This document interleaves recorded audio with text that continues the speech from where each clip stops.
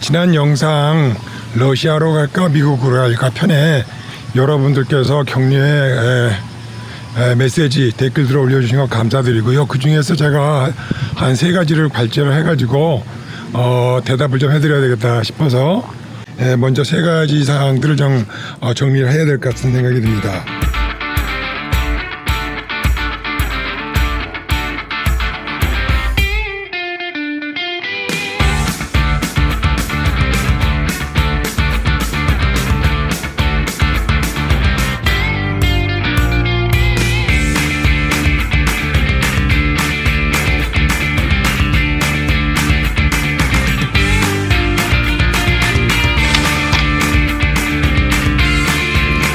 지난번 말씀 중에 미국 카드를 미국에 와서 한번 해보시라 했는데 제가 얼마 전에 국민은행을 다녀왔었어요. 그래서 특별하게 이러이러한 아무런 수수료가 없는 여행자 카드가 있냐 이제 물어봤더니 이제 없다고 그래요. 그래서 한 게 없는가 이제 싶어서 제가 다 은행을 확인해 볼 수는 없었지만은 한 그 구독자님께서 이렇게 말씀해 주셨네요.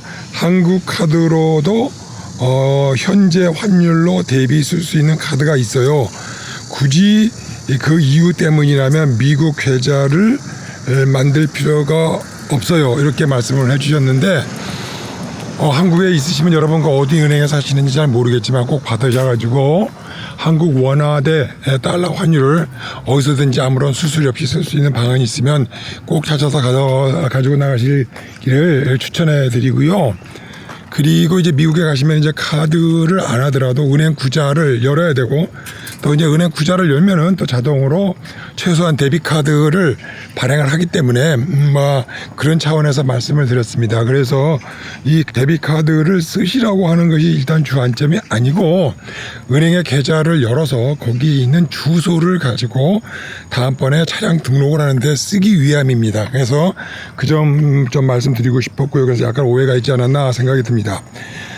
그리고 이제 또 다른 분께서는 차를 한국에서 미국으로 보내는 핵심 정보는 없고 녹두리만 잔뜩입니다. 직접 안 해보니 핵심 정보도 말하지 못하고 있네. 과연 10회에 걸쳐 설명할 내용이 있기는 한가 그런 말씀을 하셨어요. 그래서 이분도 조금 오해가 있으셨던 것 같아요. 제가 이 영상을 만드는 가장 첫 번째 중요한 그 개념은 뭐냐면은 렌트카로도 할 수도 있고 자기 자차를 미국에 보내서 할 수 있는 방법도 있지만은 그냥 방법론만 가르쳐드리고 그 중에서 가장 중요한 ISF를 할 줄 아는 업체를 찾아라. 그리고 이제 나머지 비용이 얼마 드는 거는 말씀드림 아시겠지만은 시즌이 언제냐, 또 어떤 선사를 사용하느냐, 어떤 에이전트냐에 따라서 또 얼마를 붙이느냐에 따라서 미국이나 한국에 확정된 가격이 없습니다. 또 그런 걸 함부로 말씀드렸다가 또 싸네 비싸네 이제 이런 댓글이 들어올 것도 같기도 하고 또 맞지도 않는 정보이기 때문에 하지만 이제 질문을 하셨으니까 우리가 고정 라인에 독과점으로 하고 있는 예를 들어서 두원상선인가요? 동해에서 블라디보스토크 가는 거는 한 200만 원. 제가 그렇게 알고 있습니다만 정확한 걸 여러분들이 찾아보시기 바라고. 또 가면은 통관하는데 일주일 플러스 최대 2주일까지도 또 지체가 되는 경우도 좀 있고 그러니까 상황마다 달라서 제가 뭐라고 말씀드리기는 좀 그렇습니다.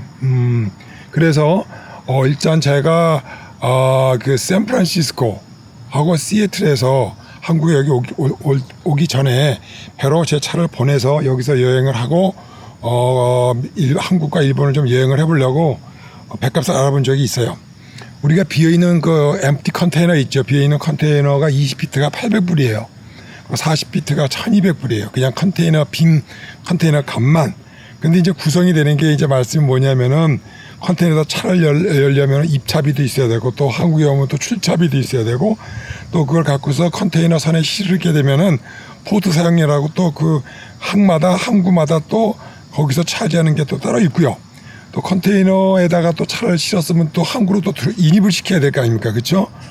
그리고 이제 또 검사를 받아야 돼. 또 수출입 검사를 받아야 되고 똑같습니다. 이 한국에 들어오면 또 역순위로 그렇고. 그래서 대충 이제 에이전트가 얘기를 하는 거는 뭐냐면은 한 4,000불 정도, 우리나라 돈으로 한 520만 원 정도 한국에 오는 게 들고 가고 좀 싼 경우고, 한국에서 미국을 하게 되면은 미국에서 한국 오는 거는 이제 비어 있는 컨테이너들이 많아요. 왜냐하면 이제 이 동양 쪽으로 오는 거는 비어 있는 컨테이너들이 많은데 이쪽 중국이나 대만이나 한국, 일본 쪽에서 가는 거는 거의 이 컨테이너 선들이 꽉 차가지고 미국으로 들어갑니다. 그러니까 이제 비싸죠.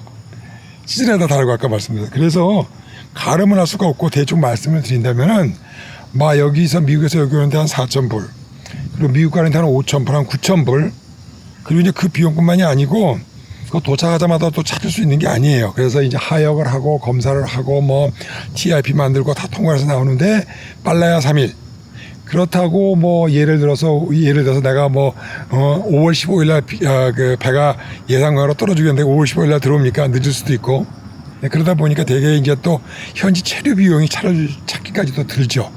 그러다 보니까 예상을 할 수 없는 가격들이 상당히 많이 있어요. 그러니까 러프리 그냥 이 얘기를 하면은 한국에서 배를 차에 보내고 또 다시 미국에서 한국으로 건너온다 자차인 경우에는 적게 잡아도 5,000불 곱하기 5,000불, 5,000불 곱하기 2만 불. 그리고 이제 세월에 따라서 또 달라지겠죠. 예전에 전쟁이 있어가지고 또 선사 비용이 상당히 많이 올라갔고, 그러니까 대충 얼충 잡아서 한 1,300만 원 정도 생각하시면 돼요. 제가 그래서 그쪽 부분을 상당히 말씀을 좀 집중해서 안 드린 이유 중에 하나는 어떤 그 가격이 절차나 어떤 방법이 문제가 아니고 가격적인 면에서 참 말씀드리기가 어렵다. 대충 말씀드리면은 심지어 여기서 하루 저녁에 출발해 그 다음날 아침에 도착하는 블라디보스토크 가는 것도 200만 원이죠. 한 2,000불 생각하셔야 되지 않습니까? 그리고 북미에서 남미 넘어가는 것도 한 3,000불 잡으셔야 돼요. 남미에서 북미 넘어오는 것도 한 3,500불 잡아야 되고, 유럽에서 남미 오는 것도 한 2년 전에 내가 유럽에 대해 듣기로는 5,500불이라고 그랬어요. 투덜투덜 거리더라고. 그러니까 걔네들도 아무리 찾아봐도 없으니까 그래요. 그래서 대충 대양에서 대양을 넘어가면은 미니멈 5,000달러가 든다라고 생각하시면 될 것 같아요. 페리 같은 경우는 컨테이너나 로로선에 였는 거하고 좀 완전히 개념이 다르죠. 이제 그럼에도 불구하고 상당히 비싸지 않습니까? 그죠?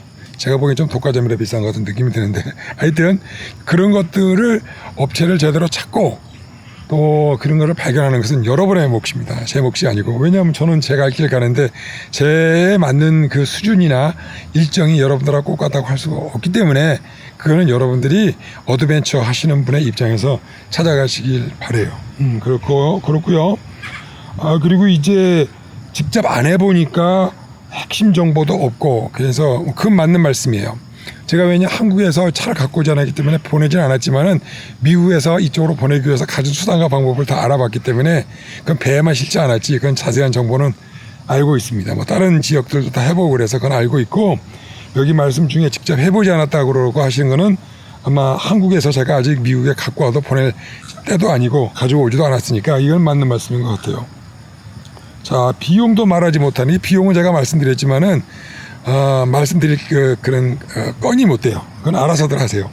그리고 제가 업체도 다 알려드렸고, 그리고 샌프란시스코의 한 업체도 제가 알려드렸으니까 직접 이메일을 통해 하셔가지고 여러분들이 스케줄이나 때나 또 그 다음에 20피트를 쓸 건지, 또 이렇게 같이 컨테이너에 40피트로 둘이 나눠가실 건지, 또 예를 들어서 차 크기가 어마무시해가지고 혼자만 가야 될지, 그건 제가 모르는 상황이니까 그거는 직접 경험해서 찾아보시길 바랍니다. 자, 그리고 이제 녹두리만 하셨다고 그랬는데, 제 녹두리 들으실 30분 동안 녹두리라고 생각하시면은 제가 지지난 영상에도 말씀드렸지만 조용히 지나가셔 주셨으면 고마운 생각이 듭니다. 세 번째 또 주신 말씀 중에 여자분이신 것 같아.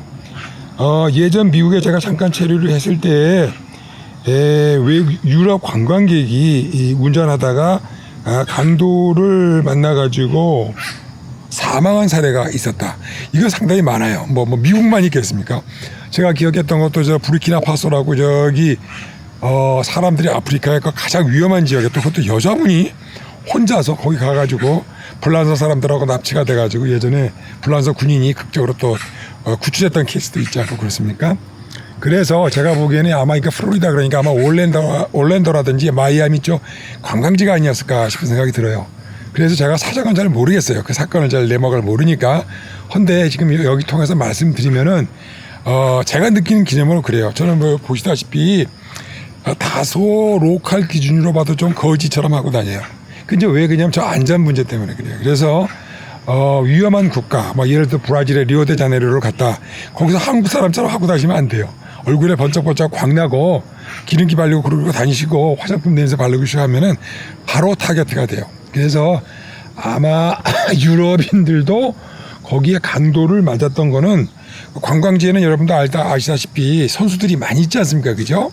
경찰도 있고, 특별히 이제 외국인을 노리는 것들이 이제 많이 있는데, 여러분들이 뭐 바르셀로나, 파리나 로마에 가가지고 소매치기 당했다고 뭐 하소연할 때가 있습니다. 거기는 본래 그런 데예요.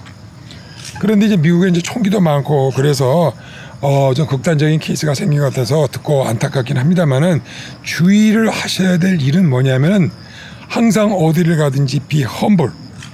그게 무슨 뜻이에요? 겸손해야 돼요. 티내지 마시라. 그래서 스트레스가 굉장히 중요한 겁니다. 그리고 이러한 일들은 미국같이 넓은 나라에는 CCTV나 카메라가 그렇게 많지가 않아요. 또 많은 차량 중에 이제 요즘 근자에는 뭐 조금 좋은 차들이 이제 뭐 그냥 거의 기본 장착으로 대시캠들이 이렇게 이제 녹화 장치들이 이제 빠져나오긴 합니다만은 몇 년 전까지만 해도 미국에서는 그 왜 대시캠을 붙이고 다녔냐 하는 거에 대해서는 개념이 별로 없어요. 왜 그러냐면 한국처럼 사고가 나면은 뭐 여기서 몇 대매 8대2, 7대4 뭐 이거 갖고도 쌈질하고 하지만은 미국에는 이제 나중에 좀 얘기를 들려드리냐면 right of way라는 게 있어요. 길의 권리라는 게 있어. 그게 딱 사고 나면은 누가 길 우선권이 있느냐에 따라서 100대 빵이지. 그걸 뭐 1대9, 8대2 나눠갖고 하는 적이 없어요. 그러니까 아시잖아요. 미국의 카우보이 정신. 옆에 사람이 찝쩍거리고 기분 나쁘면은 총 들고 나와 하고서 광장에서 하나 둘 셋 해가지고 너 죽고 나 죽고 총 쏴버려서 죽는 것이지. 에이, 뭐 그런 건 없어요. 그렇기 때문에 미국에는 이제 총기를 많이 갖고 다니시는 거는 당연한 일입니다. 제가 듣기로는 미국의 인구가 3억 2천인데 총기가 4억 정이 넘으니까 거의 한 사람 앞에 전 물리는 애들부터 시작해서 다 있다고 봐야 되겠죠. 그래서 이제 그거에 비해서는 총기 사건이 좀 덜 나는 편이라고도 볼 수가 있죠. 우리나라도 만약에 CCTV가 없다고 쳐보세요. 무슨 일이 나겠는가. 뭐 그거는 미국 사람들 입장에서는 총기가 있어서 이만큼 사회가 유지가 된다라고 하는 반대론자들도 많이 있어요. 만약에 총기가 불법으로 소지하고 가지고 있는 사람만 가지고 있다면은 아마 난리밥석일 거예요. 그 반증의 예로 뭐냐면은 그 타겟이라든지 뭐 유명한 그 뭐 옷가게 같은 것들이 도둑놈들이 하도 많아가지고 문을 닫아요. 그게 왜 그러냐면 경찰도 보고 있고 또 가게마다 시큐리티를 한다가지고 청원 경찰이 있어요. 근데 떼강도들이 뭐 10명, 20명씩 들어와서 물건을 그냥 사진에 찍히든지 만지 들고 나갑니다. 자, 들고 나가면은 가서 청원 경찰 혼자서 총 쏘고 감당을 할 수가 없어요. 그럼 그 사람만 죽고 고객이 다치기 때문에 그냥 눈을 뜨고 도둑질하는 거를 볼 수밖에 없어요. 옛날에는 뭐 슬쩍슬쩍 뭐 하나씩 둘씩 물건을 훔쳐 나가는 것이 일례였습니다만은 사람들이 이제 그거를 가지고 나가가지고 조직범죄죠. 그래서 그걸 가지고 또 돈을 환전해가지고 그런 이제 도둑질한 물건을 훔친 긁어모으는 사람들도 있고 그걸 가지고 또 마약하고 또 바꿔주고 그렇습니다. 그래서 사실은 미국의 총기류보다는 미국 담배 피우는 사람 별로 없잖아요. 전부 마약하지. 그래서 이제 우리나라도 뭐 젊은이들도 좀 있고 유명인들도 좀 있고 뭐 마약도 이제 마약 청정국이라고 하는 이제 이름도 잊어먹었지만은 사실 이제 미국 사회 제가 보는 입장에서는 총기도 워낙 다 갖고 있기 때문에 그렇지만 만약에 미국의 대통령부터 저기 뭡니까 뭐 마이애미 플로리다 저 키웨스트 끝에까지 사시는 군인부터 전부 다 마약을 하고 사는 100% 마약을 하고 산다는 사람 같으면 그 사회가 어떻게 됐을까? 또 거기 나름대로 규칙과 룰이 또 발전이 됐겠죠. 하여튼 그런 문화들이 우리나라에서 우리나라 습관으로 바로 이제 배를 타고 나가게 되면은 미국의 강점도 있지만 단점도 허벌나게 많아요. 또 미국의 강점이 있으면 또 남미에 가면은 바로 멕시코 넘어가면 또 달라요. 멕시코에서 또 그 이웃 나라라고 조그만 벨리즈라는 나라에 가게 되면 거긴 또 완전히 다릅니다.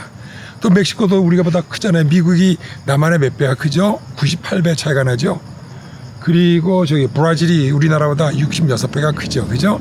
절대로 그 넓은 땅에 그 많은 사람들이 살고 이렇게 흩어져 사는데 같은 문화에 같은 동질이라고 할 수가 없습니다.